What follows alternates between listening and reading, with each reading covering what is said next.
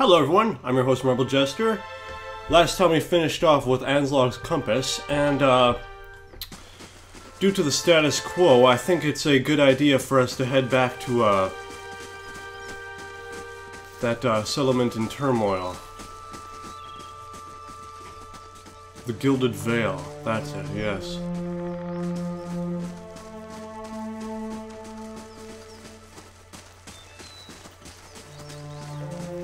Here, yeah. West to the Gilded Vale, yes.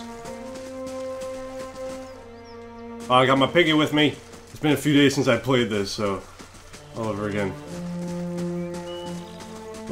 You see, it's a little ambiguous what you can and can't scavenge.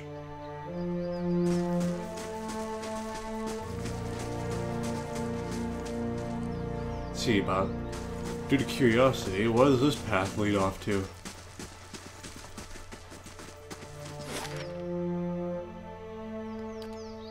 Heads off to Valewood still? Alright.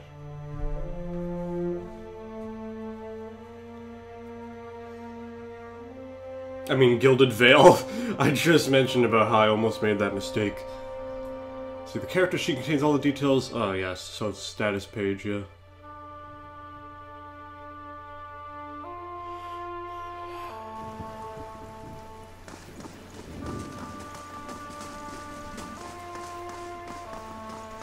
Let's see. I think I found that ransacked caravan with the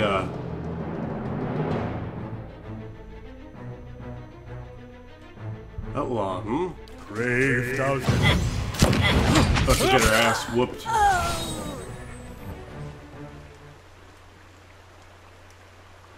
Let's see, sword, small shield, some silvers.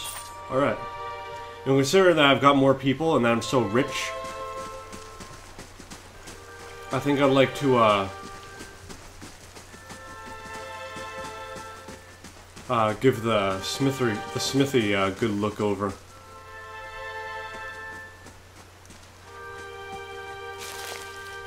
River reed? Huh. Looked like a dandelion thing to me. I mean, not a dandelion. One of those wiener plants. Where like you give it a good stroke, like you would any wiener.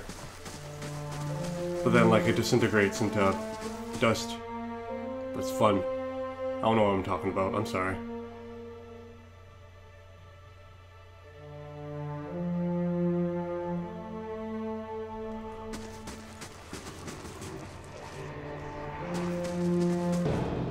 Oh, this is, yeah, I was about to say this might be the bear, the place of the bear. Alright, I thought I went to the Gilded Vale, but oh well. Yeah, let's fuck this guy up.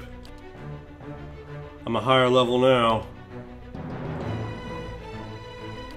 So both of my sorcerers cast the magic missiles. These ones, let's have it! These ones are in for a walloping! These ones, let's have it out! Well, come on!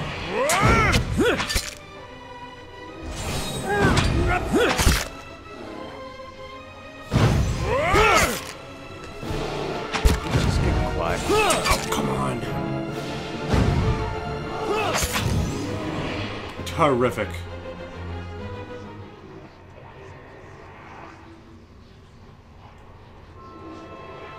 See, bear hide. Right on. Come on, everyone. This is a group effort now.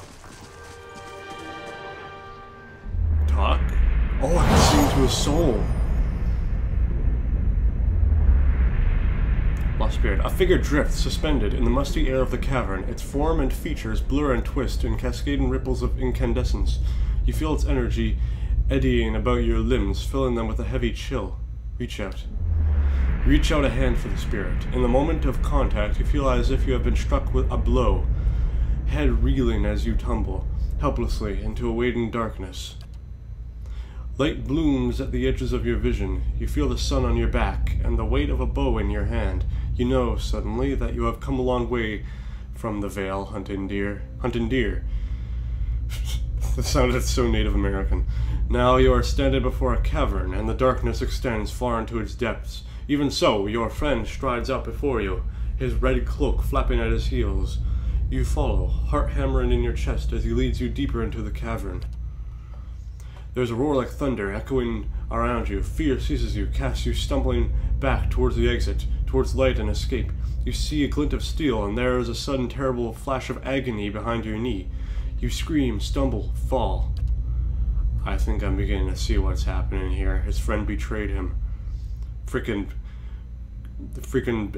discarded him as an offering to the bear in his fear. Your thoughts are chaos, lined through with pain, but in a moment of terrible clarity, you see your friend look back from the mouth of the cavern, his dagger daubed in crimson to match his cloak. And then there is a great dark shape above you, and then there is more pain. Ah, that's a darn shame. The vision recedes, and you are thrown back into yourself with seemingly resentful force. The corpse lies at your feet, and the specter lingers. In the span of energy between you both, you feel a sense of questioning, of confusion, of anger. I met him on the road, your friend. A sudden lashing anger emanates from the spirit. Rage and grief seem to pour from the gleaming figure like smoke. I'll find him and see that he answers for what he's done to you. For a moment, the spirit seems to burn bright, and your head fills with a sickly triumph. The spirit seems to weaken with the force of its own exaltation, growing fainter and fainter until you are alone once more. Are you feeling unwell? You were behaving a little oddly.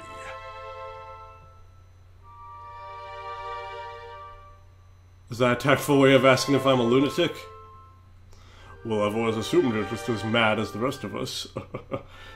I grinned crookedly. I don't mean to pry, I was just worried. Your eyes rolled up in your head. It was very dramatic. It's not so bad being able to talk to spirits. Well, there's a gilded cover. Well, there's a gilded cover for a dark book. Kind of scratches his temple. I suppose that's one way to learn from the past. Just ask the spirits outright. Let's move on. I'm glad I got this guy on my team. He's kind of fun. Let's see, but there's a chest here. Okay, sword, I don't need another one of those. I'm gonna meet up with this buddy. I'm gonna fuck his shit up.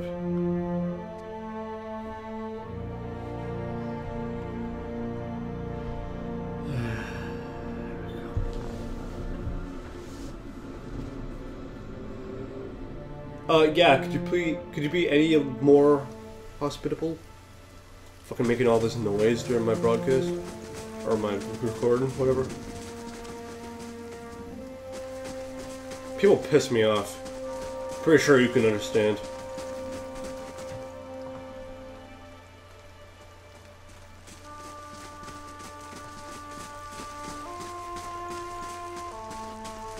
Let's see, he was just past the bridge.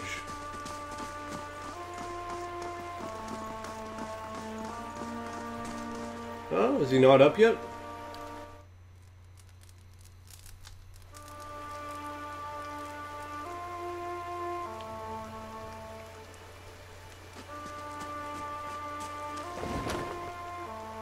Folded note. My dear Naunton, please be safe. Know that. Whatever happens, I love you still.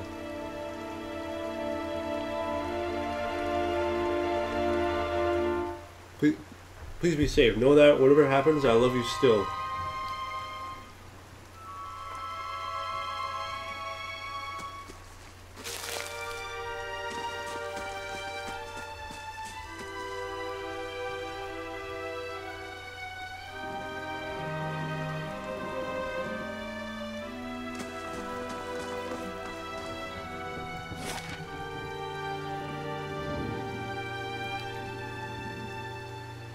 Take 8 hours to complete your journey from Valewood to Gilded Vale. Alright.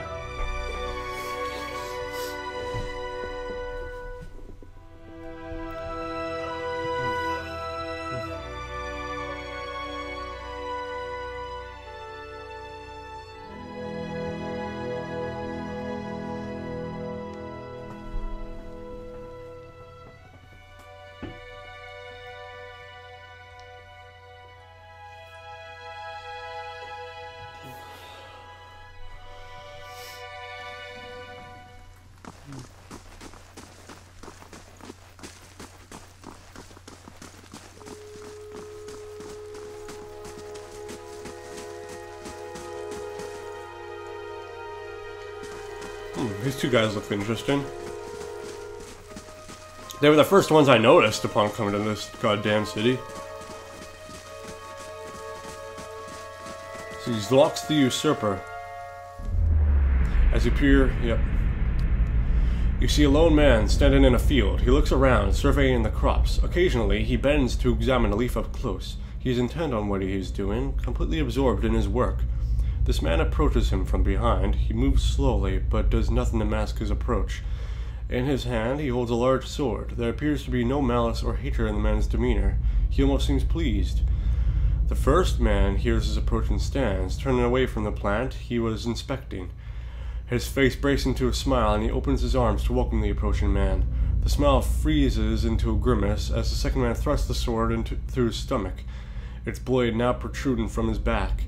His arms slowly fall to his side, and blood starts to drip from the sword onto the plants below the men.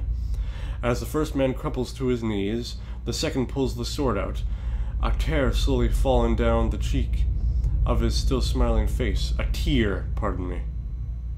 Slowly falling down the cheek of his still smiling face. Is he a traitor of some sort? You see a small group of people gather around the ruins of a house. The destruction continues out from the single dwelling through the entire village. Not a single building still stands. Rubble is scattered everywhere. One of the men in the group leans over something in the debris. It is this man. Younger, barely more than a boy. The man reaches out and shakes the boy by the shoulder. The boy makes no sound, doesn't respond to the man's disturbance. The man looks up at the other members of the group and shrugs, standing to rejoin his friends. The boy suddenly sits up, eyes wide. He scrabbles backward, away from the group, looking around in horror. The group moves toward him in unison, eliciting a yelp from the boy, who tries to move farther away. A woman in the group puts out her hands, stopping the rest. She turns to them reproachfully, motions for them to stay, then looks to the boy on the ground, who is trying to push himself through what remains of a wall. He seems unaware he was even stopped. The woman slowly moves toward the boy, hands out, speaking in a low, common tone. For a time, the boy doesn't even hear. He just closes his eyes and braces himself against the wall, expecting violence. Eventually, the woman's words work through the fear, and he hears her. He opens his tear-filled eyes and stares at her. She holds out a hand to him. He looks at it, seeming confused by the offer, then hesitantly reaches out. She takes his hand in hers and leans down to help him stand. Huh.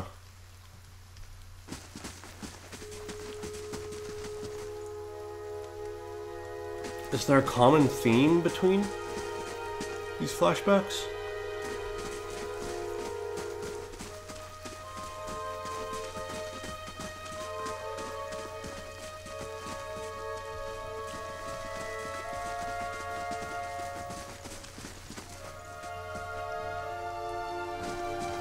Alright, well, let's go visit the blacksmith.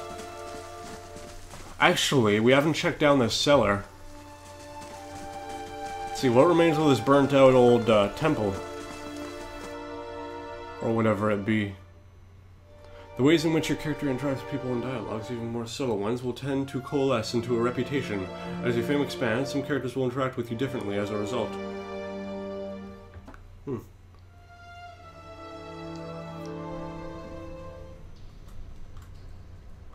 I rise with the sun and the 3 dawn stars, a symbol of Eothas. Let's see, who are you? Werten? Hello, who's there? A man lies resting against the wall, lit by the dim illumination of the fading sconces. He has a gaunt, fox-like aspect, and his face is pale and damp with sweat. One arm is held loosely against his side, sleeves soaked with blood. He gives you an anxious glance as you near, his features twisted in pain. How-do-you-do? Werten, godlike. Thought you were some... Never mind. Whoever you are, you've traveled a long way to reach a dark place. This temple isn't what it used to be, probably for the best. Times being as they are, he groans and shifts position, wincing. I'm no looter, if that's what you're thinking. Not one of the faithful either. Just wanted to do some good, I suppose. Got my arm clawed up for it, he regards you wearily. Maybe you'd have better luck. Better luck with what? The man points a finger upwards. These ruins around us used to be the temple of Eothas, the scattered god. A grand temple at that. Its worshippers would come from all over the Darewood, from Ridceris even. Not so much from Ridceris these days. Until the war, of course. And even then, you'd get some of the stubborn ones. The ones that couldn't get it through their heads that their god was dead and gone. Go on. Once the legacy started, Lord Raedric decided he'd been too lenient on the Eothasians.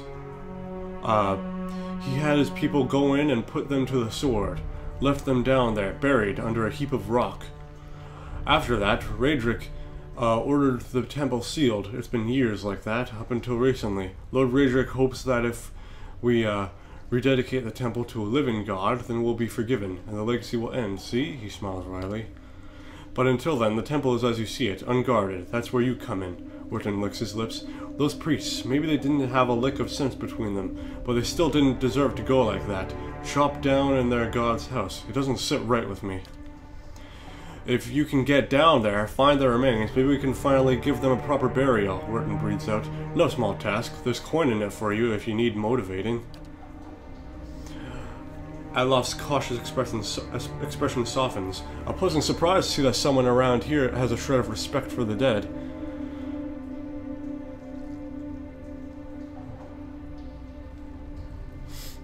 I'll find them. Then by the flame, I owe you a good turn. But listen, the temple's been sealed off for so long. It's crawling with creatures, of course. But if you get past them, the priests would have been down on the lower floor. They'll be there still, if they're anywhere. Those priests had all kinds of secret chambers, switches on the walls, trick sconces, that kind of thing. Keep an eye out and take care down there. I wouldn't want to have to send someone else after your remains. I'll wait here by the stairs and keep a lookout. Maybe try to patch myself up some. Okay. Let's enter scouting mode to make sure. Yes, I know what scouting mode is for. Shh.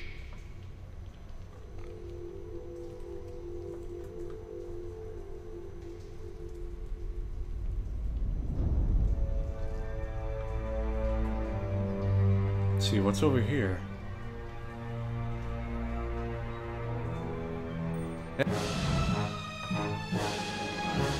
Is that Will-o'-the-Wisp? Fucking OP spirit thingy?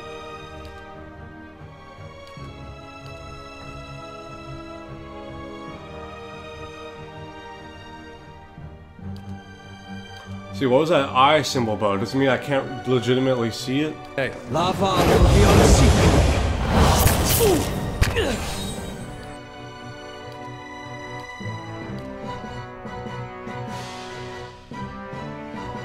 Or is it like a lower level Will-o'-the-Wisp?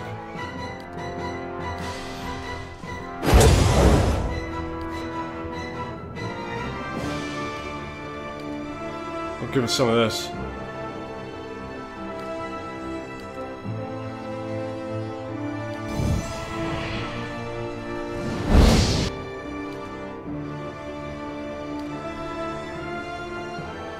Nope.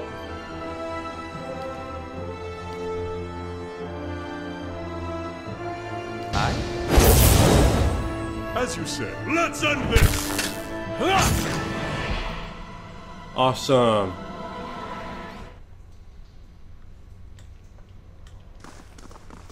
Cool. Alright, let's see what this is about. This parchment is worn and tattered, and the ink upon it faded. In this time of hardship, must have just as much faith in ourselves. They're legitimately worried. Poor priests.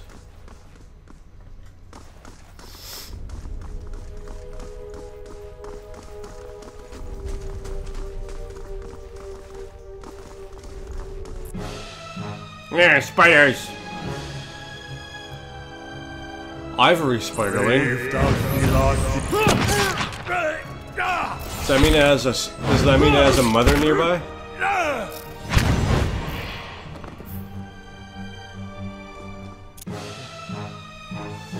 Oh, don't be silly. Come on, at this point. Kinda stuck over here. I'm... Legion!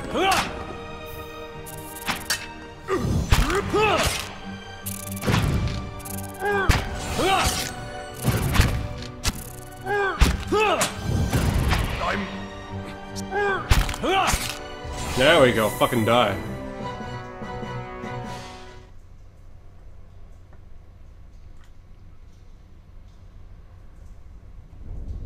Huh, it's cool. It's like, you know, with the endurance meter, it's like there's a health bar within a health bar. Whoever sat here left in a hurry. Ink has dripped across the scroll, obscuring its contents. Ooh, a little box. I led her home. Yeah, you might wanna.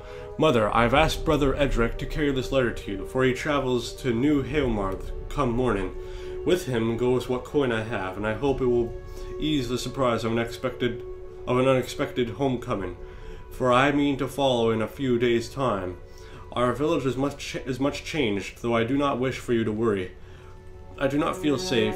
I do not feel it is safe to remain. I know Rictrix, that's one heck of a name. Rictrix Obrica will not approve, but the letter trails off here.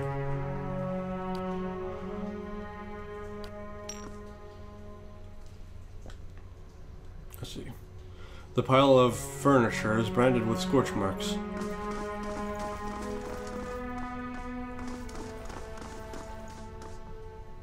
Keeping an eye out. This is the kind of corner that, yep, this is, I was about to say, this is the kind of corner that a secret switch would be at. Damn, I'm good. Damn, I am good. I mean, not good, like a speedrunner, but for someone who's doing this his first time, I'm damn good. Yeah, fucking take it like a princess.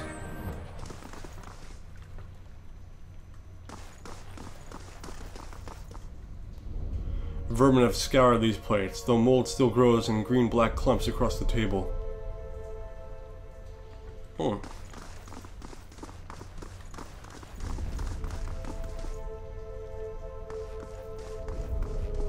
I feel... Oh, you...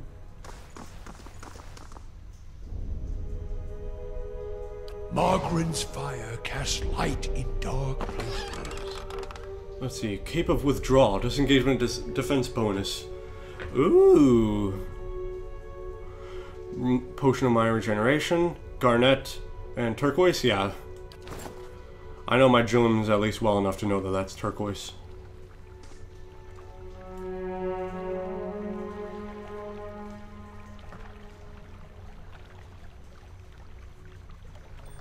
Oh Jesus. Biting off more than I could chew. Yep. Tried to run at the last split second. When it was just too goddamn late.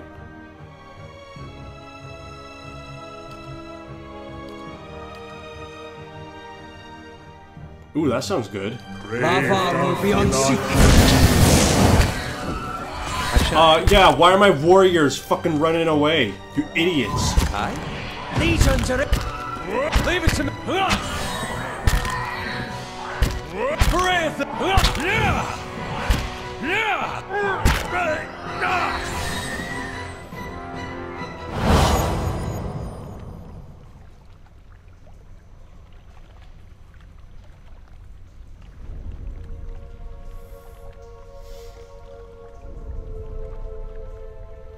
Sculpture ear, ew.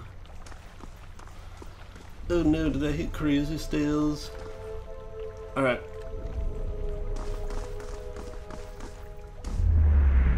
See, a haze fills the air, coalescing steadily into a blur of dust and mist. It gathers into the outline of what appears to be a dwarf, a shimmering echo that fades in and out of sight. But stronger than sight is the sense, within you, of a powerful energy. It roils and sees with a grief that seems to spill into your own thoughts, tainting them until the sorrow is your own. Like a crashing wave, the energy surges towards and into you, and suddenly you are elsewhere. Before you is a brightly lit stone corridor, lined with torches and gleaming crystals. You're running, your footsteps echoing off the stone around you. You forgot to tie your sandals and they're slipping from your feet, foul in your steps. You're late, again. The rite's going to begin without you. Bit of a tardy priest. You hear the tolling of a bell, and your spirits lift as you recognize the familiar warped tone of the right hand, representing the first of the dawn stars to appear in the night sky, and last to fade in the dawn light. You pray fiercely that this is the first of the chimes, and not the last. The lights fade, as does the memory, and when your eyes clear, the spirit is gone. You know what? I think we'll continue off next episode, folks. See you next time. I'm your host, Marble Jester. Bye-bye.